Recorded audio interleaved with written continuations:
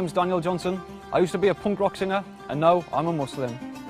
Daniel converted to Islam aged 19, just after 9/11. No shrinking violet is our Daniel. You used to invent stories about Muslims to sell papers.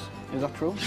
Not quite as simple as that. You knew at the time what you were doing, and people just like you who are still doing it, how do they sleep at night? Okay, he's got a point. But this isn't about me making up stories anymore.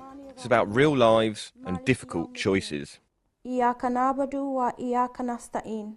I was a teenage binge drinker and now I'm a Muslim. So tell me a little bit more about your wild child days. It was drinking, smoking, things like this, you know, running away from home and being really naughty, you know, disrespectful towards my parents. I was a real nightmare. After our first meeting, Daniel's calmed down a bit. We hook up at one of his favourite teenage haunts. So this bench, a lot of youth spent on this bench? Yeah, wasted youth, Rich. We would sit there, we would smoke marijuana and drink cheap cider. We liked punk rock so much because it was so angry and I was so full of anger. And I used to write like angry pseudo-political tripe. Can you remember any of the lyrics?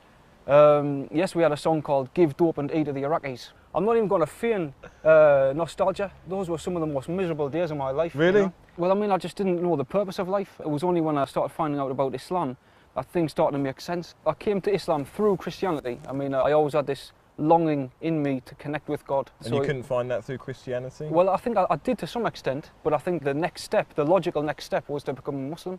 Because when I discovered Islam, after 9/11, because that made me want to find out more about Islam, I found that all the things I really valued and believed in as a Christian were there in Islam, and it also had more to offer as well.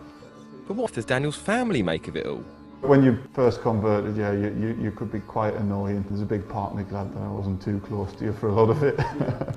When I did first become a Muslim, I got a serious bout of what's called convertitis, and that is when you become so full of passion and enthusiasm, you almost become temporarily insane. Nowadays, my ethos is I like to pass on the message of Islam, and what people do with it, that's up to them. The Muslim community here is small. Only 1% of the northeast population follow Islam. Less than 750 Muslims live in the whole of Cumbria. In Middlesbrough, it's just 6,000. I am the only Muslim in my family. My mum's side's Catholic and my dad's side are Christian. I wouldn't say they've rejected me, but like you said, it's a massive shock to them. Now I feel bad because weddings, parties, funerals, christenings, things like this within the family, I don't now attend because I'd say the borough way is to have the party at a pub, the local club, you know, and because I won't go in these places. Can't you go to the reception themselves? No, because it's in a pub.